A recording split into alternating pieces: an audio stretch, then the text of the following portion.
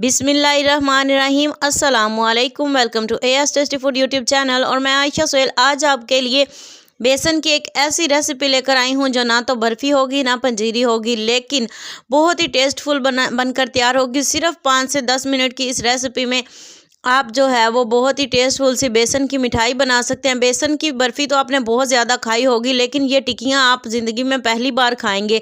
हर सर्दियों में हर घर में बनाई जाती हैं, हर कोई अपने तरीके से बनाता है। आज हम बनाएंगे इसे अपने तरीके से। सबसे पहले यहाँ पे मैंने पैन के अंदर आधा कप घी शामिल कर दिया। घी को अच्छे तरीके से हमने गर्म कर लेना है। आप चाहें तो यहाँ पे देसी घी इस्तेमाल करें, टिक्कियाँ बहुत ही ज़्यादा हेल्दी बनेंगी। और सर्दियों में जो है अमूमन हर चीज़ में देसी घी ही इस्तेमाल किया जाता है, क्योंकि ये जिस्म को हीट अप भी करता है। यहाँ पे मैंने बेसन ले लिया है। बेसन हम इसमें शामिल करेंगे 1 प्याली, यहाँ पे मैं अभी शामिल कर रही हूँ। डालना मैंने 1.5 प्याली है, लेकिन हम थोड़ा थोड़ा करके इसी तरह से छान छान कर डालेंगे, ताकि जो है वो अंदर बेसन की गुठलियाँ ना बने। तो आप देख सकते हैं थोड़ा सा डालेंगे, उसे अच्छे तरीके से थोड़ा सा हिला लेंगे। हिलाने के बाद मिक्स करके उसे फिर हम दोबारा जो है उसे छान लेंगे। इसी तरह से थोड़ा थोड़ा करके हम ग्रेजुअली इसमें शामिल करेंगे, ताकि जो है वो इसकी गुठलियाँ ना बने। तो यहाँ पे 1.5 प्याली जो है वो हमने बेसन इसमें शामिल कर दिया। बेसन को जो है वो हमने भूनना है। फ्राई करते वक्त आपने आंच जो है वो मीडियम टू लो रखनी है, क्योंकि बेसन जो है वो ज़रा सा भी जलना नहीं चाहिए। स्पैचुला को आपने मुसलसल हिलाते रहना है। इससे यही होगा कि बेसन जो है वो जलेगा नहीं, लेकिन इसकी बहुत ही प्यारी खुशबू आएगी और इसकी भुनाई एकदम परफेक्ट होगी।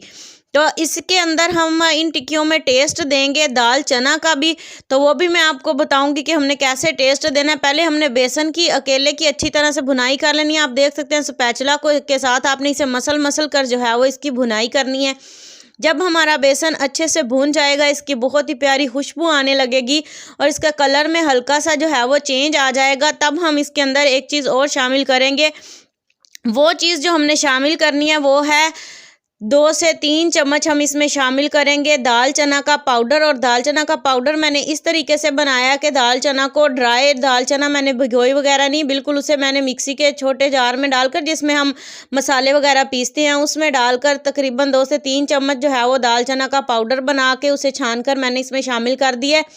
बहुत ही अच्छी खुशबू आएगी, टेस्ट आएगा एक अलग सा यूनिक सा।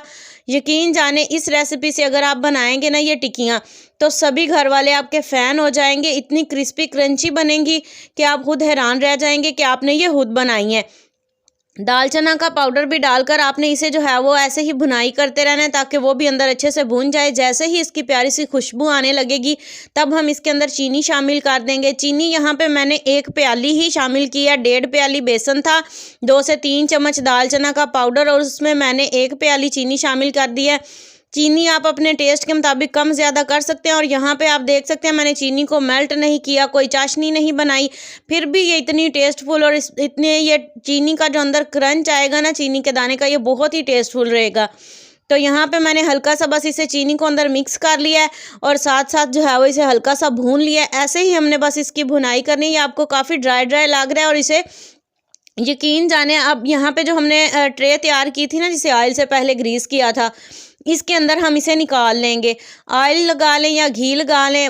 यहाँ पे आपको ये ड्राई ड्राई लग रहा है, लेकिन मैं अभी आपको दिखाती हूँ आपके सामने कि ये कैसे एकदम परफेक्ट बनकर तैयार हुआ है। इसे आपने निकाल लेना है। आपने ये नहीं वेट करना कि चीनी मेल्ट होगी तो ये पतला होगा और तब जाके ये जो है वो ऐसे फ्रीज़ होने के काबिल होगा। ये फ्रिज के बगैर भी अच्छे से हमारी टिक्कियाँ जो हैं वो बन जाएंगी। स्पैचुला की मदद से हल्का हल्का थपथपाते रहना है आपने इसे, और ये घी रिलीज़ करेगा, जिसकी वजह से ये नरम होता जाएगा। तो यहाँ पे देखें इसी स्पैचुला से ही मैंने इसे ऐसे हल्का हल्का प्रेस किया। ये बहुत ही ज़बरदस्त इसमें सेट हो चुका है। आप अगर आपको थोड़ा डिफ़िकल्ट हो रहा हो तो स्पैचुला की बैक साइड पे घी लगा लें, अदरवाइज़ ये इनफ घी था ऊपर वैसे ही निकल आएगा टैप करने से। गार्निश कर लें, आपको जो भी ड्राई फ्रूट्स अवेलेबल हैं उनसे यहाँ पे मैंने थोड़ा सा नारियल लेके इन्हें गार्निश कर लिया है।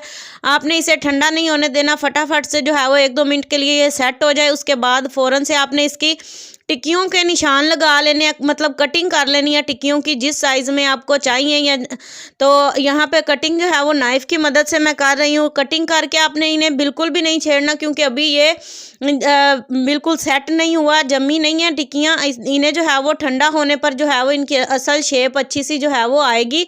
तो टिक्कियों के बस आपने निशान लगा देने हैं और इसको ठंडा होने के लिए रख देना है तकरीबन आधे घंटे के लिए। आधा घंटा यहाँ पे हो चुका था तो मैंने अपनी टिक्कियाँ निकाल ली हैं। देखें माशाल्लाह कितनी ज़बरदस्त, कितनी परफेक्ट इनकी शेप आई है। उम्मीद करती हूँ आपको ये रेसिपी पसंद आई होगी। एक बार मेरे कहने पर ज़रूर ट्राई करें, यकीन जाने बहुत ही लाजवाब बनती हैं। नेक्स्ट अच्छी सी वीडियो तक के लिए दीजिए इजाज़त, दुआओं में याद रखिएगा। अल्लाह हाफिज़।